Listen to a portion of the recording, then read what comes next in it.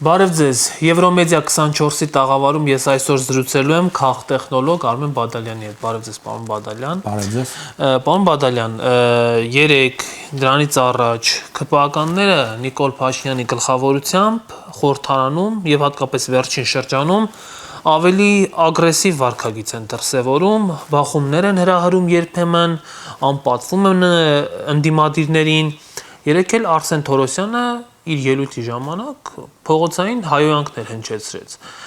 Այս ագրեսիան, այս նոր վարքագիծը, սա քաղաքական տեխնոլոգիա է, թե ԿՊԱ-ականները ուղղակի հունից դուրս են գալիս։ Տարբեր պատճառներ ունի նման վարկը, մասնավորապես։ Հիմա արդեն սկսենք նայած, որ ընդհանրապես Հայաստանում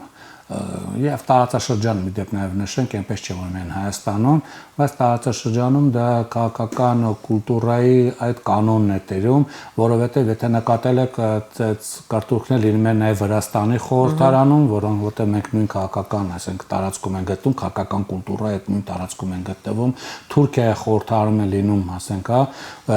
ջարդեր, բայց Իրանում չի լինում, եթե նկատել եք, ասենք, արաբական երկրում չկա, այնտեղ մեն իշխանություններ են, կառավարման այլ համակարգ է։ Սա առաջին, ասենք քաղաքական կուլտուրայի ցածր մակարդակներն պես չի, որ ասենք ունենք եվրոպական երկրներում դուք նման բան հազվադեպ կտեսնեք, շատ հազվադեպ, այն էլ ասենք 1-2 ասենք ինչ որ բրթոստեր, բայց ասենք կարևներ չեք տեսնի։ Սա նաև բնորոշ է արևելյան շուտ ոչ ժողովրդավարական կառավարման համակարգերին։ Սա մեկ, այսինքն ընդհանուր քաղաքական կուլտուրան ինքը ընդհանրապես այդ տարածքում է գտնվում։ Երկրորդ, գիտեք, սկսվել է նախընտրական կամպանիան արդեն հաջորդ տարվա ընտրությունների, որտեղ ամենայն հավանականությամբ պարտեր չի լինելու եւ հաշվի առնելով, քանի որ քաղաքացիական պայմանագիր կուսակցությունը ինքը լիդերային կուսակցություն է եւ այդ կուսակցության անդամը ինքը կրկնօրինակում է լիդերին, որովհետեւ լիդերին դուր գալու ուրեմն տեխնոլոգիան այստեղ է, որ պետք է ուրեմն կիրառվի, այսինքն ինքը քննադատելով, վիրավորելով, հայոյելով ընդդիմադիրներին, ոչ այնքան ինքը քննադատում է, վիրավորում է ընդդիմադիրներին, որքան դրանով ինքը ցույց է տալիս իր նվիրվածությունը լիդերին, որպեսզի լիդերը հաջորդ տարվա նախընտրական կամպանիայի ժամանակ ինքը ընդգրկի առավել շատ իրեն հավատարիմ ուրեմն կուսակցին անցողիկ տեղում, իսկ հավատարմությունը հաշվի առնելով լիդերի, ասենք, մենտալիտետը, էլի հաշվի առնելով մենթալ այդ պատկերացումները, լիդերին դուր գալու ձևը ոչ թե ակադեմիական ելույթ ունենալն է, որը բնականաբար մերժվել է լիդերի կողմից, որը սովոր է, ասենք, արտահայտություններին, հա, բորձուր լազեր, պատին ծեփել, ինչ որ, չգիտեմ, համբալ եւ այլն, բնականաբար դու նույն լեքսիկոնն ես եւ նույն տերմինաբանություն ես կիրառում, որպեսզի հասկանալի լինես լիդերի համար։ Եթե դու ակադեմիական քննադատ ես ընդդիմությանը, դու դրանով լիդերը կարող է անցալել, որ դու իրան ծաղրում ես իր, ասենք, ոչ, ասենք, ակադեմիական կրթությունը։ Բնականաբար դու անկախ քո կրթությունից իջեցնում ես քո մակարդակը, որպեսզի ավելի դուր գաս քո լիդերին։ Դա, ասենք, երկրորդ պատճառը, հաջորդ տարվա ուրեմն խորհրդարանական ընտրություններից առաջ, ասենք, նախընտրական կամպանիայի ժամանակ դուր գա լիդերին։ Սա երկրորդ պատճառն է եւ երրորդ պատճառը հանդիսանում է, որ իրանք ուրիշ ասելիք չունեն, որովհետեւ այնպես չէ որ Հայաստանում, հա, գիտեք, շուտ տնտեսական խոշոր ներդրումներ կան, գործարաններ են բացել, ֆաբրիկաներ են բացվել, տնտեսությունը ծալուն ծաղկում զարգանում է եւ դու ընդդիմությանը կարող ես ցույց տալ, ասել, հա, դուք վատ ընդդիմություն եք, տեսեք, մենք ինչ զարգացում ենք ապահովել երկրում, որովհետեւ բնակավարում զարգացում չկա, ինչը վկայում է, ինչի մասին վկայում է կառավարության մոտ, հանդարտ ամեն կառավարության ժամանակ, այնտեղ կառավարության նիստերի ժամանակ մանր միջին ձեռնարկատերների բողոքը կամ ինչ որ մեկ այլ ուրեմն բողոքը, բանկային այս աֆերիստության հետ կապված մարդկանց բողոք, այսինքն ինչ որ մի բան բողոքում են եւ չկա որևէ նվաճում, դու չես կարող քո նվաճմամբ անդիմությանը հակազդել, բնականաբար ընտրում ես այդ լիդերին մենտալիտետին բնորոշ տերմինաբանությունը։ Սա 3 եւ 4 չպետք է մոռանանք, որ սա իրենց հիմնական քաղաքական պայմանագիր կուսակցության հիմնական ուրեմն տերմինաբանությունն է, որովհետեւ 18 թվականից իրանք, այսպես պետական կանվերի վրա դրեցին այդ հայոյանքները, որոնք YouTube-յան տարբեր ալիքներում այս կամ այն դիմախոսի երբ որ քննադատում էր իրենց, դրանց կոմենտի հետո գնաց պետականորեն կազմակերպված հայոյանքների խոսք, այսինքն իրենք շարունակում են այդ քննադատությունը, մտածելով միգուցե դա ազդեցություն թողնի, բայց դա չի թողնում եւ 5-րդը հատկապես ամերիկյան այդ հայտնի բլոգերի ուրեմն ելույթները, որ հիմա ինքը իհարկե ելույթ ունենում, բայց այն ժամանակահատվածում ինչքով որ ելույթեր ունենում, ինքը նաև քաղաքական տերմինաբանություն փաստորեն մտցեց այդպիսի, ինքը լեքսիկոն դարձեց հայանքները եւ փաստորեն ԿՊ-ն ամբողջ քաղաքական դաշտը վերածեց այսպես այդ նույն ուրեմն բլոգերի այսպես խոսույթը ինքը դարձեց նաև իր խոսույթը, այսինքն տարբեր պատճառներ դա ունեն, եւ տեխնոլոգիական, եւ հոգեբանական, եւ մենտալ մտածելակերպի եւ այլն, պատճառը տարբեր է։ Այսինքն ճիշտ եմ հասկանում, որ փորձում են Վարդան Ղուկասյանի նման հայոյել, որպեսզի իրենց էլ վարկանիշ ավելանա։ Ոչ թե վարկանիշ ավելանա, տարբեր պատճառներ։ Նրան ման քննադատել, որպեսզի առաջին հերթին դուր գան լիդերին, որ ապացուցեն, որ իրանք տես անդիմությանը ոնց ջարդეთ, ինչ բառանանք լիդերներ, չէ՞, գոռում համբալ, սաղետ KGB-ի հաց, պատվալն կողել եւ այլ։ Հիմա դու պետք է լիդերի տերմինաբանության համահունչ տերմինաբանություն կիրառես, որպեսզի ասենք դուր գա եւ լիդերը տեսնեն, որ դու իր նման տղա ես, դու իրենց խելոք չես, դու իր մակարդակին ես, անկախ դրանից դու բարձր թե ցածր ես, դու պետք է ցույց տաս, որ քո մակարդակը լիդերի մակարդակին է, որպեսզի լիդերի հետ հավասար, որպեսզի լիդերը քեզ իրեն հավասար ընկալի եւ հավատարիմ ընկալի եւ անգակի ցուցակի մեջ։ Դա շատ տարածված ձև է, այնպես չի որ դա նոր է եղել, Հայաստանում միշտ էլ կուսակցությունների անդամները փորձել են իրենց վարքա ու կանոնով աչքի չընկնել եւ ցույց տալ, որ իրենք լիդերից բարձր չեն կամ լիդերը նույնական են, որովհետեւ իրենց այդ կուսակցության մեջ գտնվելը եւ անցողիկ տեղում հայտնվելը կախված է լիդերի կմաճուկից։ ԿՊ-ի դեպքում դա առավել ցայտուն է երևում։ Այսօր խորհրդարանում, պարոն Բադալյան, պատիվ ունեմ խմբակցությունը հայտարարության տեքստ էր բերել, հանձնաժողովում քննարկվում էր հայրենական պատերազմի 80-ամյակի նվիրված հայտարարության հանդես գալու վերաբերյալ եւ ԿՊԱ-ականները խորհրդարանում այսօր փորձում էին արժեզրկել հայրենական պատերազմի մեր հաղթանակը, ավելի ճիշտ հայերի մասնակցությունը դրան, թե որքանով է այդ պատերազմը մեզ համար հայրենական, հա, եւ միայն իրենք չէ, հանրային հեռուստաընկերության ետերում էլ Արծրուն Հովհաննիսյանն օրինակ ասում, որ Գերմանիան պատրաստվում էր Կովկասը գրավելուց հետո Թուրքիան գրավել եւ Միացյալ Հայաստան ստեղծել, բայց Ստալինինգրադի ճակատամարտը դրան փաստորեն խանգարեց, ըստ Արծրուն Հովհաննիսյանի։ Բազմաթիվ վերջին շրջանում բազմաթիվ այսպես ասած իշխանամերձ գործիչներ են թիրախավորում հայրենական պատերազմը, ձեր կարծիքով սա հակառուսականության դրսևորում է, թե ուրիշ նպատակներ ունի այդ պատմական իրողությունը հիմա դնել վերցնելը։ Պատճառները տարբեր են։ Նախ զուտ մարդկան տեսակետից դա անգրագիտություն է։ Երբ որ ասում են, թե պետք է տեսնենք հայրենական մեծ պատերազմը, հա, հայերի համար ինչ ուրեմն նշանակություն ուներ, մարդիկ ուղղակի դպրոցում կամ համապատասխան կրթություն չեն ստացել, չգիտեն, որ այդ ժամանակ, հա, Արաքսիցը հարավ կանգնած են թուրքական դիվիզիաները, սպասում են Ստալինգրադի ճակատամարտի ավարտին։ Եվ եթե ճակատամարտը ավարտվեր ի վնաս Խորհրդային Միության, հա, կամ բանակի, ուղղակի թուրքական զորքը մտներ Հայաստան ու ավարտեր 1915 թվականի ցեղասպանությունը։ Եւ այն հիմարությունները, թե Թուրքիան բան է, թե Գերման Հիտլերը Թուրքիայի ճշտամին է եղել, մեղմ ասած գրագետ չի, իհարկե դրա ավելի մասնագետ պատմաբաններ կան, որոնք կան բառացիկ քննադատեն եւ ցույց կտան դրանց անգրագիտությունը եւ ոչ տարբեր ուրեմն գործիչների անգրագիտություն տվյալ հարցի վերաբերյալ, սա մեկ։ Եվ ընդհանրապես հայրենական մեծ պատերազմի մասին գիտելիքների պակասն է, սա մեկ։ Այսինքն զուտ անգրագիտություն։ Սա որ ասում առաջին երկրորդ չի նշանակում սա կարևոր է, սա կարևոր չէ, ուղղակի զուտ թվարկում եմ առաջին, երկրորդ։ Պետք է ինչ-որ չափով այսպես փոխհատուցել վարչապետի Մոսկվա գնալը, չէ՞ որ դա ասենք արևմուտքում բացասական արժանինքների բան գնահատականի արժանացավ, որ նա գնացել է Մոսկվա, չնայած իհարկե զորքը չէր ուղարկել, դա իր պատճառն ունի իհարկե, բայց դա պետք է փոխհատուցվեր եւ հայ օրենքի չընդունում, հայտարարության չընդունումը դա կարելի է գնահատել որպես փոխհատուցում Մեսիջ արևմուտքին, որ տեսեք չնայած վարչապետը գնացել էր, բայց արևմուտքը հասկանում է, որ նման հայտարարություն ԿՊ-ն ինքը չէր կարող անել, եթե չունենար վարչապետի ուրեմն կուսակցության ղեկավարության այսպես ցուցումը, հա, դեմ քվեարկել այդ հայտարարության տեքստին։ Այսինքն սա վարչապետի անուղակի մեսիջն է, ինչպես Ռուսաստանին, որ չխափնվեց, որ եկել է Մոսկվա, սրանով ոչինչ չի նշանակում, որովհետև դա Ռուսաստանում պարտադիր նկատվելու է։ Ինչ կատարվում է Հայաստանում, անմիջականորեն իմացեք, Ռուսաստանի իշխանական կամ ընդդիմադիր Telegram ալիքներով կայքերը անմիջապես նկատում են, էլի, ոչ մի բան գաղտնի չի անցնում, անգամ ոչ մի արտահայտություն, անգամ հմեկով է հնչեցված տվյալ անձի կողմից հնչեցված դիտարկումները անմիջապես ուրեմն տարածում գտան բավականին մեծ լսարան ունեցող ուրեմն Telegram ալիքներում։ Այսինքն սա երկրորդ պատճառը, դա որ ցույց տան արևմուտքին եւ Ռուսաստանին, որ չխափնվեք, հա, Ռուսաստանի Մոսկվա գալը ոչինչ չի նշանակում, վարեմուտք մենք ձեր ընդհանուր այսպես քաղաքական գծի կողմնակիցներն ենք, չնայած վարչապետի գնալը, սա երկրորդ։ Եվ երրորդ ամենակարևորը դա ոչ միայն հայնական պատերազմին է վերաբերվում, որովհետեւ դա առանցին մի անգամ չհնչեց, որը զուտ հայրական պատերազմին է վերաբերում։ Դրանից առաջ եղավ ուրիշ հայտարարություններ, որ հա երրահաղթանակ չկա, որ Շուշին դա անշուք քաղաք է, որ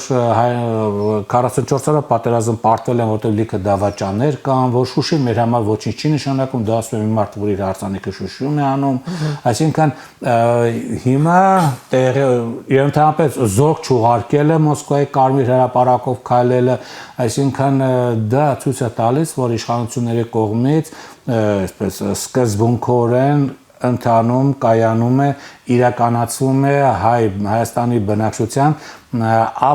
ապազգայնացման գործընթաց, ոչ թե դենացիֆիկացիա, դա ուրիշ բան է, դա մեր հետ կապ չունի, դա շուտկի նացիզմը ընկնում է այլ գործընթաց է, ապազգայնացման, այսինքն կարելի ասել ապազգայնականացման անգամ գործընթաց, այսինքն ազգային բոլոր խորհրդանիշների կանխամտածված ոչնչացում եւ զուտ ստամոքսային հասարակության կամ կենցաղային կամ ստամոքսային հասարակության ձևավորման գործընթացն է հիմա տեղի փորձում են իրականացնել։ Չի հաջողվում, բայց իրանք փորձում են իրականացնել։ Դրանով ոչնչացվում է Արցախի հետ կապված բոլոր, ասենք, ինչ որ ընդգծված հերոսական գործողությունները, Շուշին, հերոսների անունները չի հրապարակվում, հերոսների հետ կապված ինչ որ արձաններ չի տեղադրվում, եկեղեցու դեմ հարված է տեղ ունենում, դբրոց, աղանդավորներն են կանխամտածված դրանց թիվները շատանում, թույլ են տալուս, ասենք,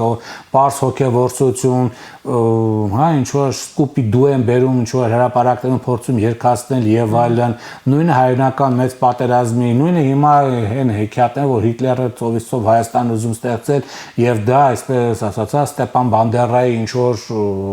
տարբերակ է մշակում, վաղը չզամանակ եթե կասեն, որ Գարեգի Նժդեհը դա նույնն էր, ինչ որ Ուկրաինայի համար Ստեփան Բանդերան, դա հակառուս էր,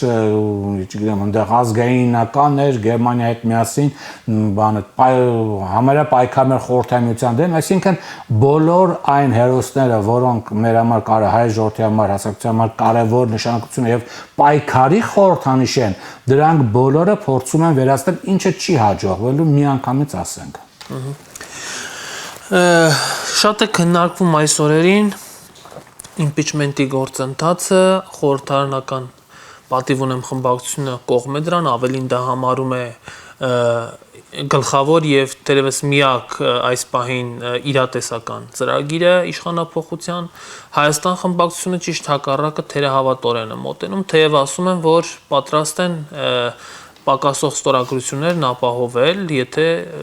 հաջողվի ուրեմն կազմակերպիչներին ԿՊԱ-ականներից եւս երկու ստորագրություն բերել։ Ուզում եմ ձեզ հարցնել, դուք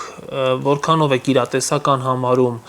impeachment-ի գործընթացը խորհրդարանի այս համայնապատկերի արկայության պարագայում եւ հնարավոր է արդյոք դա իրականացնել կոնկրետ քաղաքական տեխնոլոգիաների կիրառմամբ եւ ինչպիսին պետք է լինեն այդ տեխնոլոգիաները։ Տեսականորեն հնարավոր է, զուտ տեսականորեն, բայց ոչ հիմա։ Ինչ է դա նշանակում։ Տեսեք, impeachment-ի գործընթացը ուրեմն նախկին սահմանադրության մեջ այնպես է գրվել, հատուկ է գրվել, որ դա փաստորեն միայն 100%-անոց այսպես փաստերի արկայության դեպքում կարող է աշխատել։ Այսինքն 100%-անոց հանգամանքները պետք է արկա լինեն դրա, որ նա աշխատի։ Հակառակ դեպքում impeachment-ը դառնում է օգուտ վարչապետի գործընթաց, վերածվում է օգուտ վարչապետի։ Impeachment-ը ինքը ունի իրավական, այսպես հենքեր։ Քաղաքական հենքը դա այն է, երբ որ առնվազն փողոցում, հա, դուք պետք է տեսնեք, որ չգիտեմ 400-500 մարդ, որ այս պահին, ասենք, հավաքվել ազգային ժողովի շուրջը կամ հրապարակներում ամբողջ հանրապետությունում, ոչ թե 500,000-ը, ասենք, ազգային ժողովում, այլ ամբողջ հանրապետությունում 500,000, ասենք, մարդ ոտք է կանել, սա փագած է, գործադուլ է, փողոցները փագած են, ճանապարհները փագած են, падգամ եւ այդ մարդիկ գնում են, գնացել են, հա, կպայականներին գտել են, որտեղ են նրանց զորով վզակոտից բերել են, նստացել են ազգային ժողովում, մտել են ազգային ժողովի շենք, ասում են դե հենց հիմա վարչապետին անվստահություն հայտնի, թե չէ ժողովուրդը կմտնի պարլամենտ։ Այսինքն մի sense մեծ հասուն կա, որ ասենք եղած падգամավորներն էլ, հա, ընդդիմադիր եւ իշխող քաղաքական ուժերն էլ ստիպված գնում են եւ քվեարկում են հոգուտ, այսպես impeachment-ի գործընթացը։ Սա քաղաքական, այսպես անպարտադիր արկա պայմանը պետք է լինի։ Կա այդ պայմանը։ Չկա այդ պայմանը։ Ուրեմն քաղաքական դուրս եկավ։ Իրավական զուտ գործընթացի նայենք։ Իրավական գործընթացի համար պետք է առնվազն 55, հա, հոգու, 54, ընդ զապասում մի հոգի ավել վերցնենք, որտեղ 107 կեսից ավելը պետք է կոմ լինի, որ խոսքը չլինի 55, հիմա 28 հոգի Հայաստան դաշինքից են, որտեղ 29 են, մեկը դուրս եկավ, ասեց ես ընդհանրապես չեմ էլ միանալու, Գեղամ Նազարյան։ Հա, չեմ միանալու, ինքը դարձավ ԿՊ-ական, հիմա մի հոգի պատիվ ունենից ուրեմն դուրս եկավ, չգիտեք նա ուրեմն կմիանա թե չի միանա, հա, փաստորեն ստացվում է 28 եւ 6 հոգի, այսինքն 34 հոգի, այսինքն առնվազն 21 հոգի կամ մինիմում 20 ու 21 հոգի, ասենք զապասով, այսպես ասենք, ԿՊ падգամավորը պետք որ միանա այս գործընթացին։ Կա այդ բանը տարկայությունը 21 հոգի, չկա։ Իսկ նշանակում է, որ այդ գործընթացը եթե դու սկսում ես եւ հաջողություն չես ունենում, դու տապալվում ես եւ վարչապետը ստանում է 6 ամիս անվտանգության բարձիկ։ Իսկ հետո եթե 6 ամիսը գումարեք, հա, հունիսին 6 ամիս գումարում եք, դա գալիս է մոտավորապես դեկտեմբերն է, հա, դա կընկնում նոր տարի եւ այլն, հետո սկսում է հունվարցը արդեն նախընտրական կամպանիան փաստացի սկսված է լինում, չնայած իհարկե օրենքով դեռևս սա ժամկետներ կան, բայց փաստացի արդեն դա սկսվում է հունվարից, դուք էլ հունվարին չեք կարող impeachment անել, որովհետև կասեն հասարակությունը 6 ամիս հետո ընտրությունները գնացեք ընտրեք։ Այսինքն, եթե դու հիմա տապալվում ես, ուրեմն դու վարչապետը 1 տարի հանգիստ ժամանակ ես ստանում իր համար գործելու։ Ինչու է փաստերը կարևոր, տեսեք։ Եթե ասում են, հա, նրանք ովքեր նախաձեռնել են այս գործընթացը, ասում են հիմա ժամանակն է, իրանց ոչ մեկը չի խանգարում, թող բար լինեն 22 ԿՊ-ականի, 21-22 ԿՊ-ականի ստորագրություն բերել, առաջին։ Երկրորդ, նրանք պետք է դուրս գան, հայտարարեն, որ խմբակցությունից, ԿՊ խմբակցությունից դուրս են գալի։ Առաջին միջև վարչապետի impeachment անելը նրանք պարտավոր են արդեն ազգային ժողովի ղեկավար կազմը փոխել, որ իրենք կարող են անել, որից հետո օրենսդրության եւ այլ միջոցներով փոխեն ուրեմն նախագահային հանրապետության, որ հետո ստորագրելուց հետ կապված խնդիր չունենա, որից հետո նոր իրենք հայտարարեն ու իրականացնեն վարչապետի impeachment, այսինքն որոշակի գործողություն անեն, որպեսզի ցույց տան, որ այդ 20 ԿՊ-ականները իրենք իրականում տրամադրված են վարչապետին անվստահություն հայտնելու, ոչ թե խոսքով, այլ գործով պետք է ցույց տան։ Կա այդ գործընթացը, նրանք ովքեր որ նախաձեռնել են, պետք է դա ապահովեն, որ նոր հետո խոսեն impeachment-ի մասին։ Հիմա եթե դա չեն ապահովում, ուղղակի մտցնում են, իդեպ նաև երկրորդ նախագահը անել են, չեստում, անգամ ասում են, հա դուք դրեք, մենք կքվարկենք։ Հիմա եթե դու դա չես ապահովում, դու սկսում ես impeachment-ի գործընթաց եւ ԿՊ-ն քեզ չի միանում, դու պարտվում ես։ Վարչապետը 6 ամսում էլ դու չես կարող իրան impeachment-ի ենթարկել։ Իմեն չեն այս ժամկետները կարևոր։ Տեսեք, վերջերս հա փետրվարից հետո դա հայտի դարձավ, իհարկե մի քիչ ավելի շուտ էր տեղ ունեցավ, բայց փետրվարից հետո հայտի դարձավ, որ հնարավոր որ Ռուսաստանի Դաշնության նախագահ աշխատակազմում գործառույթներ որոշ չինովնիկների, բարձրաստիճան ղեկավարների գործառույթների փոփոխությունը տեղ ունեցել եւ Հայաստանը, այսպես ասենք, Հայաստանի կուրացիայով կամ քաղաքական գործընթացների, ինչպես նաեւ Մոլդովայի, զբաղվում է այլ գործիչ։ Հասնանոթավել են գիտեք, Երևի Կիրիենկո լսել եք։ Հա, հիմա նա այսպես ընդհանրապես հայտնի է հակաճգնաժամային իր գործելավոճով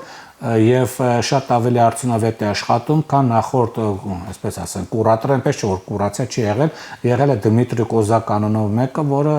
անհաջող, այսպես ասենք, կուրացիա է, նա մենակ Հայաստան չէ կուրացիան, նա Աբխազիան էր կուրացիանում եւ այնպես էր կուրացիա, որ քիչ չմնում Աբխազիան դառնար թուրքամետ ինչ որ մի հանրապետություն։ Մոլդովան է կուրացիանում, որի արդյունքում այնտեղ ամեն ինչ ռուսական ամեն ինչը պարտվեց, Հայաստանը կուրացիա,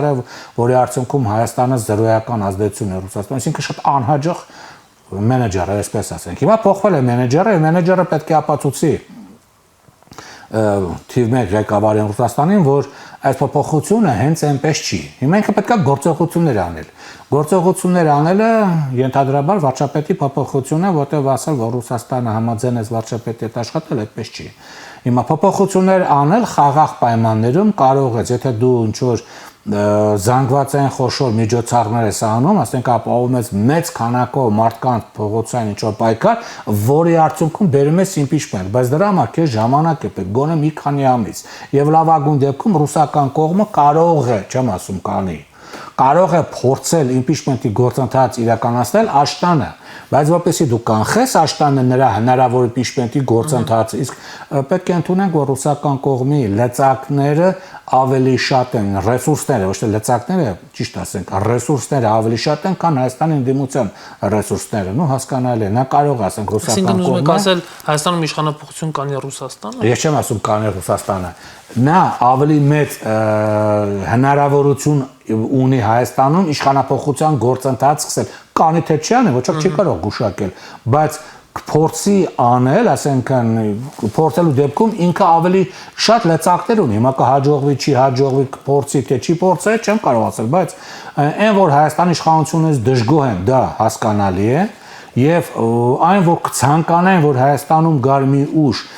որը չլներ այս ուժը եւ լիներ ավելի դրական տրամադրված Ռուսաստանի նկատմամբ, դա էլ է հասկանալի։ Տրամաբանական է, ամեն աշխարհակական կենտրոն ցանկանում է այլ երկրներում տեսնել այլ ուժի, որը իր համար ավելի ցանկալի է։ Այո։ Նման պայմաններում, ասենք ինքը որպեսի կարողանա, ասենք դա հաջողություն ունենալ, ինքը առնվազն մոտավորապես մի քանի ամիս պետք է իրեն ժամանակաշրջան, որպեսի փորձի առաջին փորձը միգուցե անի Աշտանը, կարող անի, կարողա չանի։ Սա զուտ տեսականորեն ենք ասում, սա զուտ այսպես վերլուծության վրա է հիմնված։ Եվ որպեսզի Աշտանը դա տեղի չունենա, հիմա պետք է, այսինքն impeachment-ի գործընթաց Աշտանը չլինի, դու հիմա պետք է մի ձախողված impeachment իրականացնես, որպեսզի տապալես հնարավոր ռուսական հնարավոր այդ impeachment-ի գործընթացը Աշտանը, դրա համար հիմա դու պետք է մի ձախողես impeachment-ը, որպեսզի ռուսները հաջողություն չունենան Աշտանը եւ արդեն պատրաստվեն հաջորդ տարվա ընթացքին։ Այսինքն այս գործընթաց անելու համար դու պետք է ձախողես այս պայդրությամբ impeachment-ը, որտեղ եթե դու չես բերում 20 հոգու, եթե բերում ես 20 հոգու ԿՊ ստորագրությունը, դա արդեն ուրիշ խոսակցություն է, բայց եթե չես բերում, դու անուղղակի ձախողում ես հնարավոր փոփոխություն Աշտանը։ Բայց ուզում եք ասել նպատակաուղղված են ուզում ձախողել, թե այդ իրանց կհարցնենք, ես չգիտեմ, նպատակաուղղված են թե աննպատակաուղղված են, դա իրանց հարցը, ես ասեմ, եթե չկա 500,000 մարդ փողոցում, ուրեմն քո impeachment-ը արդյունք չի ունենալու, մեկ, եթե դու չունես 22 հոգու ստորագրություն, ուրեմն քո impeachment-ը հարցունք չունենալու։ Դու գիտես այդ գործընթացը, նրանք ովքեր նախաձեռնել են սրա մասին, իրենք շատ էլ լավ գիտեն, սահմանադրություններ են կարտացել, այդ տիրապետում են քաղաքական գործընթացներ, միամիտ երեխեք չեն, էլի։ Եթե դու ձեռնարկում ես մի գործընթաց եւ գիտես, որ այդ գործընթացը այնպես է գրված, որը դա կարող է մի անգամ աշխատել, բայց պետք է 100%-անոց այսպես պայմանների դեպքում, արկայության պայմաններում աշխատի, այսինքն նա պետք է 100%-անոց հավանություն ունենա այդ գործոնները արկա պետք է անեն, որ ինքը տա, հակառակ դեպքում նա արդյունք չի տալի։ Ուրեմն եթե դու A կետը եւ B կետը չես անում, նշանակում է դու անհաջողության ես բերում այդ գործընթացը, իսկ անհաջողությունը նշանակում է վարչապետի տալ 1 տարվա անվտանգության երաշխիք։ Բայց պարոն Բադալյան, որքանով է հավանականությունը, որ եթե նույնիսկ Ռուսաստանը լծվի Հայաստանում իշխանափոխության, ուրեմն իշխանափոխություն անելու հանգամանքին, ԿՊԱ-կանները այդ պարագայում կլինեն ԿՊԱ-կաններ, ովքեր իմպիչմենտին կողմ կքվեարկեն։ Գիտեք, քաղաքական դաշտում այս 30 տարվա ընթացքում ինչպես Հայաստանը, այնպես էլ Հայաստանի դուրս այնքան քաղաքական գործընթացներ են տեսել։ Մենք տեսել ենք քաղաքական գործընթացներ, միգուցե դուք չհիշեք, բայց ես լավ եմ հիշում մարդկանց, որոնք 98 թվականին, երբ որ Տեր-Պետրոսյան դեռևս հրաժարական չէր տվել, երդվում են մի 3-4 օր առաջ Տեր-Պետրոսյանի անունով, որ իրանց առաջնորդն է ու ոչ ոք չի կարող իրանց ստիպել դավաճանել այդ իրանց առաջնորդին։ Երբ որ Տեր-Պետրոսյանը հրաժարական տվեց, այդ նույն մարդիկ արդեն ազգային ժողովում վազվզում են, ուզում են իմանալ որտեղ է երկրապահ այդ խումբը նստած, որ գնան առաջինը գրվեն երկրապահ ու առաջին դավաճանեն հենց առաջին նախագահին։ Այնպես որ Հայաստանում քաղաքական դաշտի դավաճանությունը այնքան տարածված է, հատկապես արևելքում, նաև Հայաստանում էլ, այնպես որ ոչինչից մի զարմացեք։ Հայաստանի քաղաքական դաշտը շատ ավելի վատ դավաճաններ է տեսել։